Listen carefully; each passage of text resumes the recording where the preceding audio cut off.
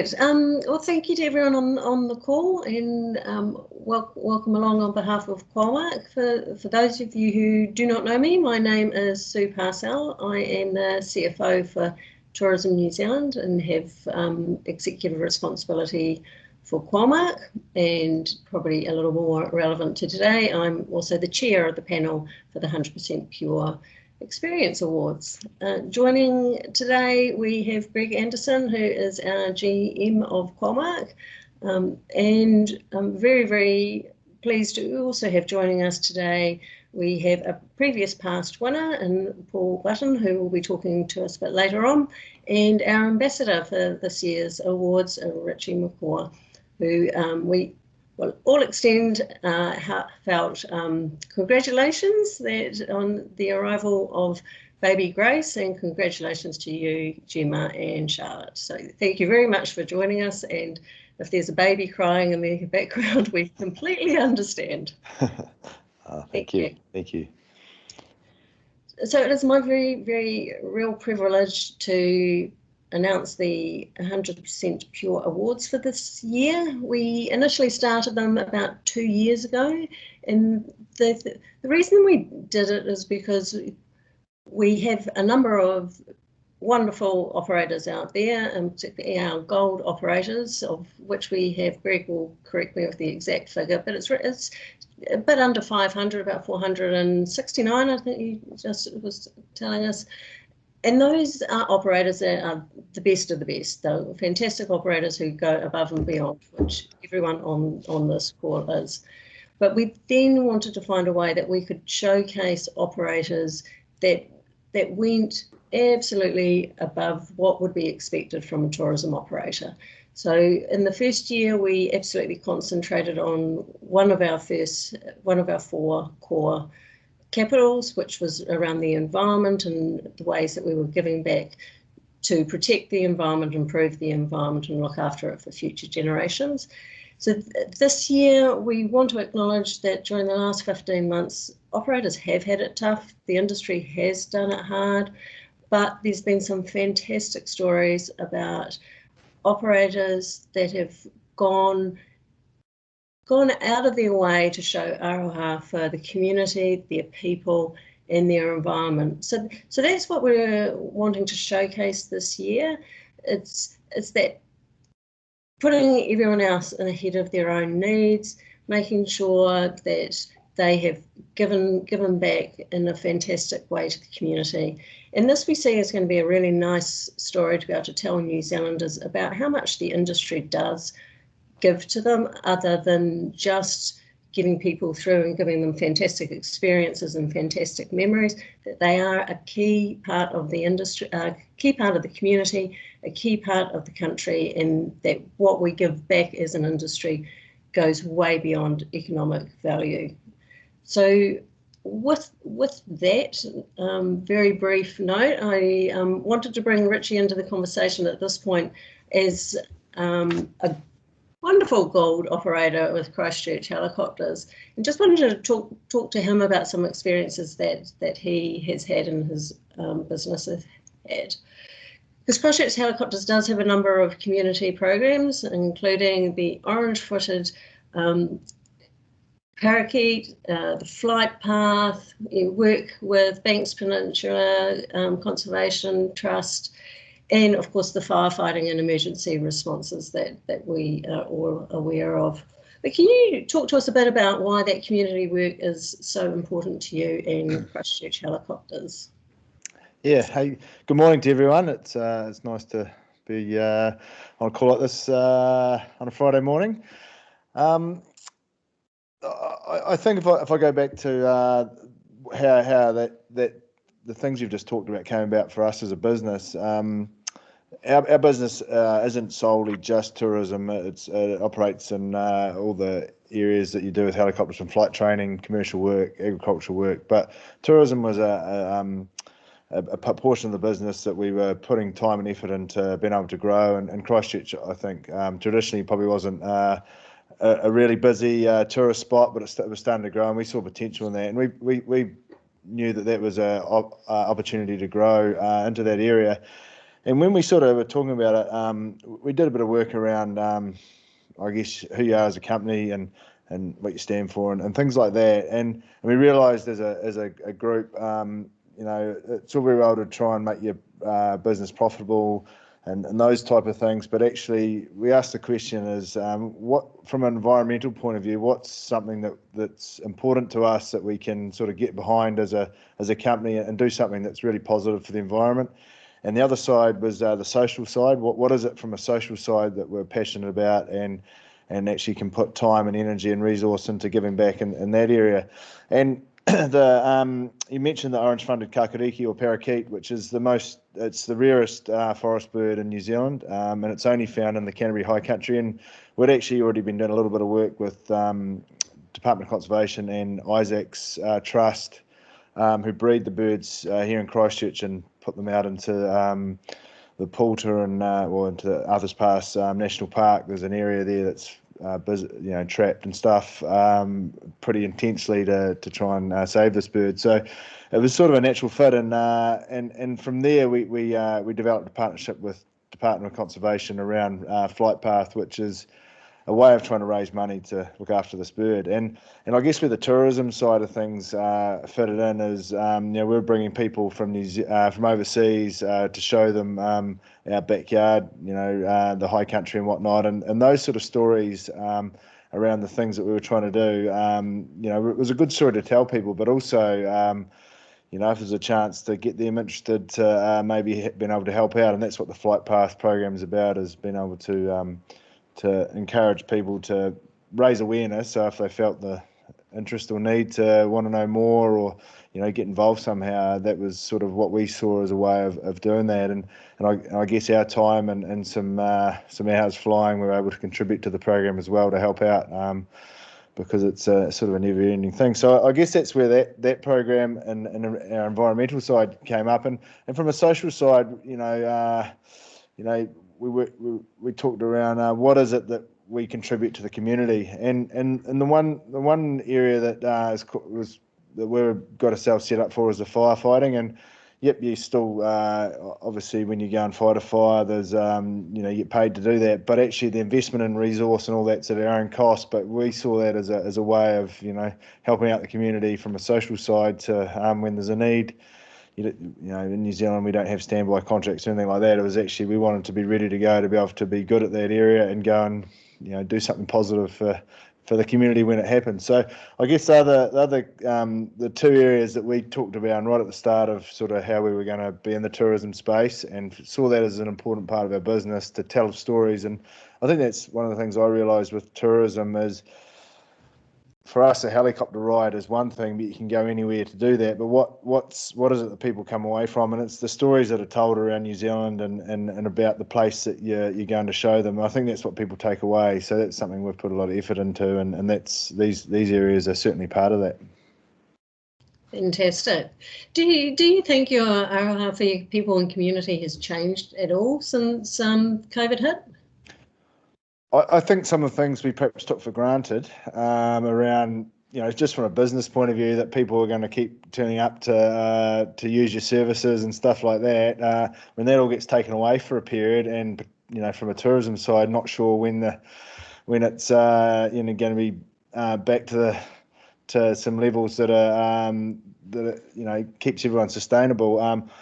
I think you stop taking any sort of for grantedness of that side of things, and I think everyone probably in all areas in New Zealand have probably had a little bit of reality around that, and it's been able to just appreciate, I guess, for example, we do quite a lot of work with farmers and stuff like that, and they obviously had to keep going, so being able to still do that during the times when other things were stopped, because there was obviously an essential service, you're pretty grateful for those sort of things. And I think if anything, it's really reinforced how important your relationships with customers and the people that come see you are, and I think everyone's probably got a little bit of reality around that, and just from the overseas tourists coming into New Zealand, for example, we perhaps all took it for granted, and there was probably the good and bad that came with some of it, but actually realised how important it is to New Zealand and to so many businesses and the flow-on effect. And I think we all sort of,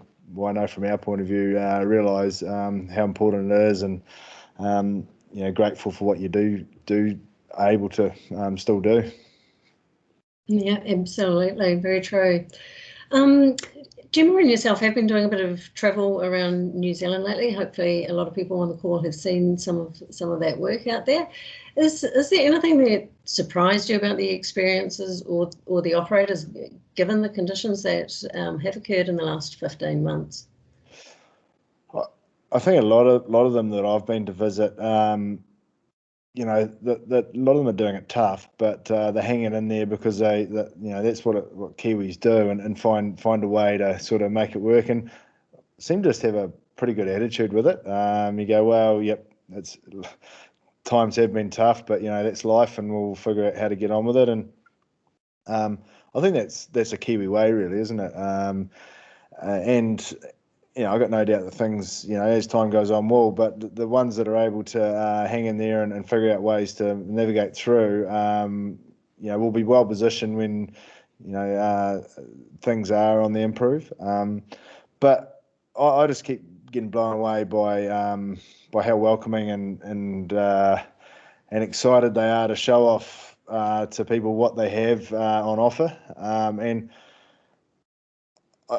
I guess I knew you hear of all the things that people go and see, but it's only a real small percentage of what there is actually on offer. You start going and asking around different areas, which I was probably lucky we were told of different things to be able to do that, through the stuff I've been doing with tourism. There's so much gold all around the place that you can do, and it's been really exciting to see that. And as I say, it's the people as much as the activities that go with it that I think make it truly unique. Yeah, absolutely. So what are some of the key things that make you proud to be part of the New Zealand tourism industry?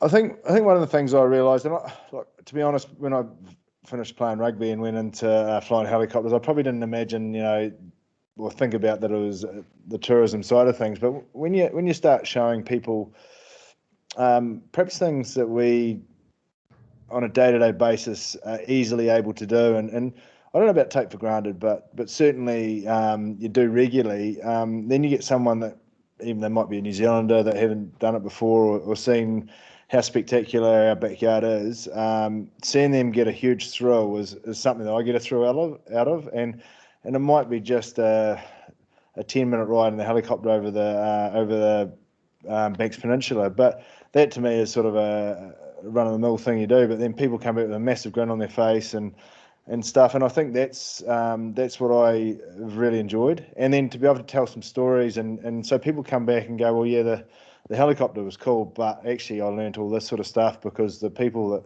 took me actually have, as Kiwis do, fully engaged, treat, no matter whether you who you're taking, you treat them with the sort of the Kiwi attitude that goes with it, and give them an experience rather than of what New Zealand people and culture is all about. And I think from the places I've been in the last few weeks, especially, that's the same for everywhere. That's what we have unique to different parts of the world, I think, is we have spectacular scenery, we have spectacular things to do, but we have spectacular people to go with it that show that off. And that's why people want to keep coming back, I think. And when they leave, they go and tell everyone why this place is the place to come. So that's what I really enjoy, is showing off what we've got that's truly unique and special to other parts of the world. And I guess the balance is to keep it like that, and but show as many people as we can as well. Yeah, no, absolutely. I'm sure a lot of what you've been talking about has resonated really well with our operators. We are a very proud industry. We're very lucky in many aspects that we get to showcase our lovely country to visitors and show them how fantastic it truly is. So thank you very much for that. Have you got any last words for our operators on the line? Oh, I'm looking forward to the awards next month. So looking forward to hearing how all the people are lined up for that, and wish everyone all the best for that. And I know, things have been a bit tough over the last few while, but I guess the Kiwi attitude of figuring out how we do it from here is what it's all about. And look forward to coming along. I think they're in Christchurch, so I look forward to that. So all the best to everyone. Thank you very much, Richie. And yes, they are in Christchurch, and Gregg will tell you the exact date as well. And just a reminder to everyone on the call, we do have the chat function going, so please do feel free to leave any comments and questions on the chat. But just a little word of warning: everyone on the call can see the chat. There's nothing private on it. So if you do have a secret question you would like to ask us, just email us directly. There's an email address on the website. And with that, I'm going to stop talking and hand over to Gregg, and Gregg is going to give you some practical details around the awards. Over to you, Gregg. Thank you very much, Sue. Thank you, Richie. I think you touched on many of the aspects that drove the original decision to introduce these awards. And that was around showcasing our experiences so passionately to our guests. And also, I think you touched on it in a lovely way, talking about the ability to make advocates. And hopefully that's something Paul will speak about when he has a chance at the end here, because Paul was one of our inaugural winners with Rotorua Canopy tours, and again, one of the areas that the judges really picked up on was that not only was it a wonderful experience in a pristine natural environment, but it was educational, and there were opportunities to participate and to make advocates. And I think that's the work you're doing in wildlife restoration speaks to that as well. So look, thank you very much. I don't want to cover too much here other than make sure that you're all aware the entries are now open. You can find the entry forms by going to qualmark.co.nz and linking through on the member page. You'll see there is a page there dedicated to the awards. Just really wanted to address some of the areas where we have made changes. And of course, Sue's spoken that our emphasis in terms of our broader overall theme has changed, and it really is taking a very broad interpretation of manaakitanga, particularly, and it's really how it addresses your people and your community. And certainly what has inspired me, I get to sit here and read not only gold reports from the 469 gold members, but reports from our 2,100 members. And what really does inspire us here, and has really inspired us over the last 12 months, is how people have kept going. They've, in many instances, doubled down on their commitments, whether it be to keeping their staff on board or working with their staff, finding alternative employment, staying really connected with them. And we're wanting to hear those types of stories come through, how you've shown that commitment to your staff, their well-being, and to your community. Lots of examples, and if I named operators here, it wouldn't be that I'm trying to say that they're certainly worthy winners, because I think you're all worthy of gold, so you really are all there. But many instances where businesses have embraced their community, brought on board the use of their facilities, encourage their staff to spend more time in the community. It's not about financial contributions, it is about time and in kind. So please really think about those types of areas, as well as what you are still doing environmentally, and certainly how you have addressed your connections with your New Zealand, or largely New Zealand guests. A couple of other things we wanted to do was this, and when we had the inaugural awards in 2019, they were business unit specific, but we realised this year many of the initiatives are being driven at a group level. So this year we have moved it to a group level, because we understand that individual components may have closed or may not be operating at full capacity. So this time around, you can look at it at a group level, but please provide evidence and linkages through to the different locations and the different parts of your business. We also believe that focusing on your community and on your people strengthens the opportunity. We had a lot of feedback that from many companies that felt perhaps they were disadvantaged in the initial awards, areas like accommodation. But if you look at particularly what the accommodation sector has done in this area in the past 15 months, I think is outstanding. So, we really want to make sure that we broadly represent all gold members in this. So to really look at that. We have reduced the entry fee back, but there is still an entry fee there. I guess the key date for timing is the 25th of June when the awards close. And again, look, apologies, it is a tight time frame, but we're wanting concise entries from the heart. We're not looking for huge theses. We really want to understand your business values and what's there. The awards will be in Christchurch. It should be on the evening of the 28th of July, and we'll provide more details about that very shortly. It will be in the same format as last time. It will be a stand-up cocktail function lasting a couple of hours. So there will be further details on that released very shortly. In terms of hints on how to work on it, really, follow the process. Really simple, clear evidence, being really specific about your actions, your outcomes, and your targets. Please give context. And when I say context, many of the businesses, and if you look at the changing profile of Qualmark members in the past 12 to 15 months, we've got a lot more smaller businesses or many businesses that have obviously downsized. So give it context.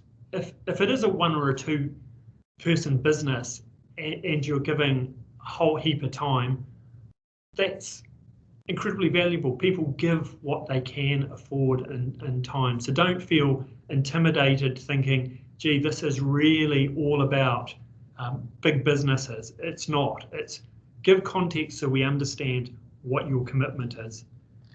Supporting documentation. Please be really relevant. You are already gold. We know you're outstanding businesses. So just look, be relevant. You might want to support us with your business values. I mean, Paul is a great example there. The values are written on the wall behind you. So think about what's relevant. Photos, news clips, media pickup is really, really important. We have already outlined some of the benefits. Clearly within Tourism New Zealand, there are preferred listings. You go to the top in areas like newzealand.com. We certainly look for as many media and trade opportunities as possible. Certainly, if you look around our international network, when we are talking with our PR and trade teams overseas, and I briefed, in fact, the new PR manager into the UK last week on the awards, because she said all the media she's speaking to are talking about sustainability at the moment and these areas. So she's very excited. So there is a lot of work there. We're also working with partners, and we're working again with Air New Zealand, and we will be looking to make sure that winners certainly are profiled through their channels, and anybody who has flown domestically just recently will in fact see Qualmark and the last award winners profiled in a piece during the in-flight videos. So we will be looking to replicate that, and obviously coverage in the other channels such as Kia magazine. We are also working with a couple of other partners that unfortunately I can't disclose today, and we're looking at a couple of other enhanced benefits, and we'll be releasing those benefits and details alongside venues and timings and the judging panels within the next couple of weeks. So please watch out for that. So that's really the key pieces. The other key pieces, if you've got any questions following this call or while you're going through the process of entering, please get in touch with Emma. Her email address and her phone number is listed on the entry form. So please feel free to get in touch with Emma or alternatively me. But please just, the judges are looking for evidence of a strategic approach, looking for demonstrated creativity and innovation, really the philosophy and values that drive your business in a sustainable way, the passion that you're showing to your people and the connectedness to your people and community. They are really the key things. If you follow the three pillars of whānau, manaakitanga and tiaki, you will see we've given some examples, but please don't feel limited by those. Look, now it's my pleasure to introduce Paul Button. He's General Manager of Rotorua Canopy Tours. Paul was one of our inaugural winners. When we phoned around and did reference checking on our winners, one of Paul's references was Doc in the Rotorua area, and his comment was, when Lou Sanson, the outgoing director, comes to Rotorua, this is the one business that he must see. He cannot come to Rotorua without seeing these guys because it inspires him, it lifts him, and he sees this as one of the wonderful public-private sector partnerships in regenerative, restorative tourism in New Zealand. So it was wonderful to be able to recognise Paul. So Paul, please, we'd love to hear a little bit from you, some of your tips, and please, I'm sure you're wanting to enter again, so don't give it all away. Kia ora, Greg. Thanks, mate. So my name's Paul Button. I'm the General Manager of Rotorua Canopy Tours. For those that don't know us, we run a series of zip lines through an old growth forest just near Rotorua. It's an amazing product. I'm just going to give you sort of a bit of a rundown of our experience, just a few high note points. And I don't mind giving away a few of the tips. To me, there was no secrets. We just splattered out on a piece of paper, and I think maybe our references did more than we thought for our application. But if you did want to reach out, you're more than welcome post the session. But yeah, for me, I'm just going to go over 4 points here, just to start with why we entered the award, sort of what we include in our application, the benefits of the award from our perspective, and why we will enter again this year. So originally we entered the award, we saw it as a not negotiable. We saw it as the industry trying to better themselves. We saw it as the opportunity to be at the pinnacle of the next stage of advancement of the industry. And I remember the directors were sitting in the boardroom screaming and yelling at us saying we cannot not get this award. At the time we just launched our second product. The second product had been going for about a year, I should say. And the previous award system, you could only enter one of your experiences. So we wanted to make sure that our original experience, the original Canopy tour, wasn't left to the wayside, and that we actually want to position it through this award as a powerful part of our offerings. We also knew the value of Tourism New Zealand. We knew the value of the commercial leverage. We knew the value of Qualmark, and we wanted to ensure that we were always first cab off the rank for meals and things like that. And then also the prestige, like this felt like an industry acknowledgement. And it really felt like we were positioning where we wanted our brand to be a premium experience in the country for tourism. Now, in our application, I remember we sat, for us, our application was a team event. We sat down as a group and went over it time and time again. Gregg's description was accurate last time. It wasn't a lengthy award. It was pretty concise. I remember 250 words per section, 4 or 5 sections.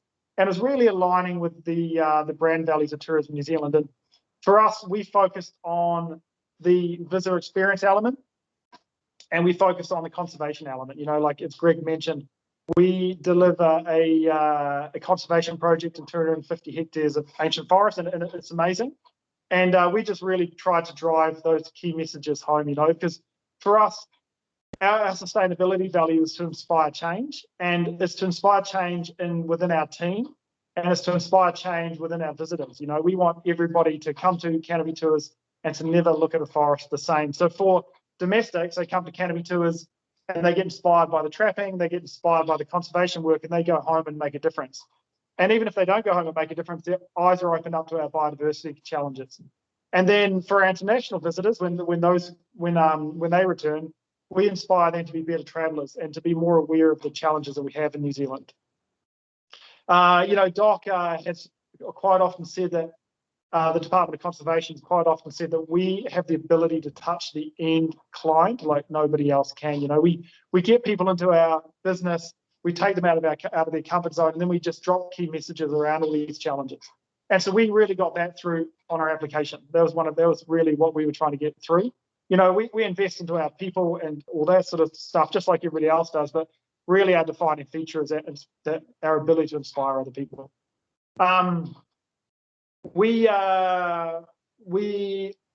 We see ourselves as trying to deliver the best visitor experience in the country, like as most people probably do in this call, you know, but we really push that as a brand value. And so we try to get that across too, and aligning with the Tourism New Zealand brands as well.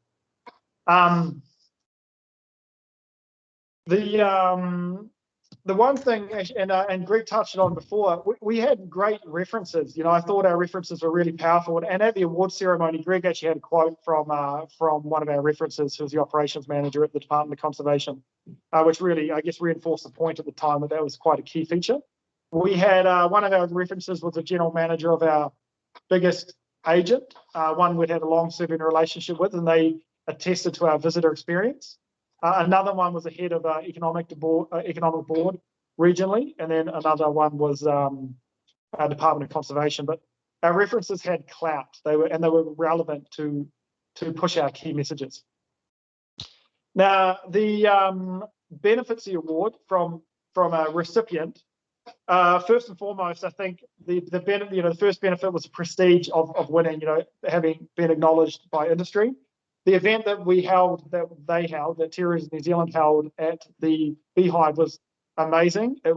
We felt very special. It was very bespoke, you know, sipping champagne at the Beehive with 50 or 60 other people, rubbing shoulders with the ministers. It was really special, and it was a moment that I'll cherish in my tourism career. So thank you for putting it on, and you really made what I thought there was prestigious of the awards. It really felt like you were raising the bar.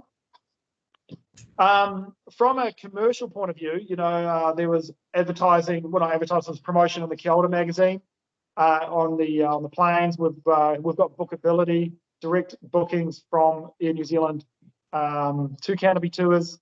We have access to media for meals and other listings, like Greg said, on Tourism New Zealand site. The initial media coverage last year was really strong. We got a lot of brand leverage out of that. The media pieces got to a lot of locations, and through social and to general public. And probably the using the 100% pure branding, you know, the branded award, using that to, you know, for street credit with our trade partners and our agents, was really powerful. And probably one thing to Greg, I just want to speak for a second here.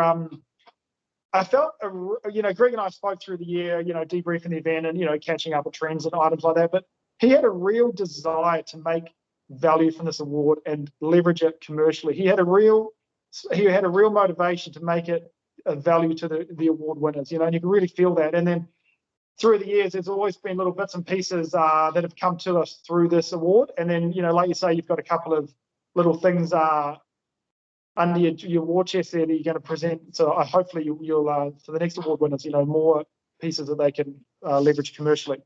So there's a real motivation, I think, from the Tourism New Zealand side, and that's what we felt as award winners. You know, I don't work for Tourism New Zealand, but we really did feel that.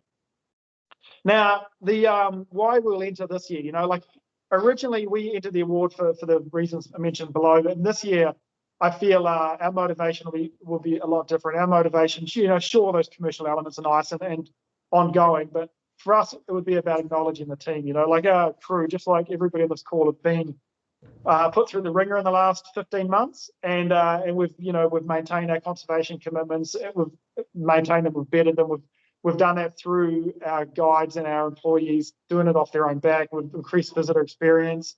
Our team is still here. They've hung in there. They've done whatever they could to make our business successful.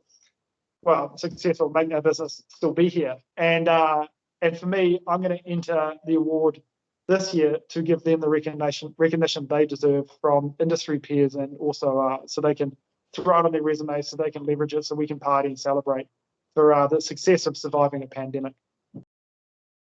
That's all I've got, but I'm open for questions. And like I say, Greg or Sue, if you have any questions yourselves now, but if you want to reach out afterwards, I'm more than happy to talk about our experience or help out with applications or give any tidbits.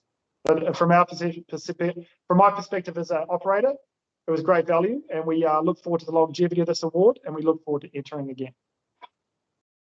Thank you very much, Paul. Really do appreciate that. And look, spoken with the true passion that reflects why you were chosen as an inaugural winner. Look, just right up front, as Paul in fact asked me before we came on, or we went fully live with this call, can past winners re-enter? And the answer is absolutely. We would love to see you feature again. One of the things that on the night that Paul spoke about at Parliament, the thing that I found was pretty special, and I've been to a lot of award ceremonies and a lot of wonderful places all around the world during my career, during my career. And the real difference here was that nobody said they shouldn't have been a winner. It was all, you only picked 7, why didn't you pick 8? Why couldn't I have been in that group? And I think that spoke to the togetherness and the araha of tourism in general. So again, this year, we are not going out to award 6 or 7 winners. We are totally open. We found the first year in judging that quite quickly a number of businesses set themselves apart in the judge's eyes. Now, where that barrier will be, I don't know, and that's for Sue and the other independent judges who are from Air New Zealand and Tourism New Zealand to determine. So look, that's really it. But thank you very much, Paul, and thank you also for offering to help or mentor anybody through the process. We're just starting to see some questions come in, so I'm just going to try and look at those and hopefully answer a few of them. We've got one around here asking about the different categories and saying that they're picking that big operators will win the awards. No, we don't have different categories, and that's why I emphasised early on about context. Small operators make huge contributions, both in terms of size, but also in terms of huge contributions given the resources that they may have. So no, we don't have different categories, we don't have different sizes, but please, in your award, make sure you really give that context. You know, we are a business of 2 people. This is the time we're able to give. This is a contribution we've been able to give. And certainly we saw that in the first year with winners. We had different size businesses and different types of activities. Some that were 2 businesses that were in, one was a Ngāi Tahu business, another one that was a Real Journeys business, but then a number of independents, like the 3 Rotorua businesses that came through. But please, any further questions for Paul, Sue, Richie or myself?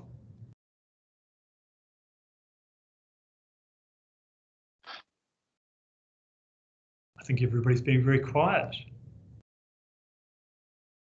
But look, please, we won't hold you any longer. So here we go. As a finalist last year, I was hoping for feedback about entries. Look, please give me a call and I will look back. Feedback was given to a lot of people, so look, I'm happy to give feedback on anybody from last time in terms of helping them shape their entries this year. So absolutely happy to do that. But look, if there are no further questions, unless Richie, Paul, Sue, you've got anything further to add? I'll leave it to you to close, Sue. Paul. Good, thank you. I'm good. We can close. Okay, so I'd just like to say thank you very much to Richie and Paul for joining us on the call. Paul, you've probably made the judges' jobs a bit more difficult with giving out those very, very useful bits of tips and advice. I'm looking forward to going through some very, very good entries, and Gregg's offer of talking to past entrants on our first awards around feedback is very genuine. He'll be more than happy to talk to you about give you some feedback and help you through with the process. But we don't want this to be really onerous. We don't want to add to your workloads. So Paul's tip about keeping it concise is a really, really good one. And sitting around with your team, if it's a team of a few or if it's a team of one other, and working through it together is a really, really good tip and a good bit of advice. Other than that, really look forward to seeing as many of you as possible at our finals night on the 28th of July down in a warm Christchurch. Let's hope for a warm midwinter's day in Christchurch. A warm, dry day. Yes, probably not the time to make that comment actually, Gregg, with the current rain down that part of the world. But we do look forward to seeing as many of you as we can, and we will make sure that we put on a nice evening to celebrate the great achievements that the industry has made through this very difficult time. Gregg, there's one more question coming through. How much does it cost to enter? $150.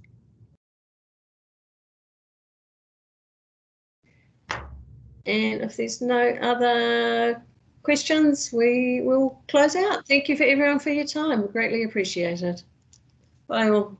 Thank you. Bye-bye.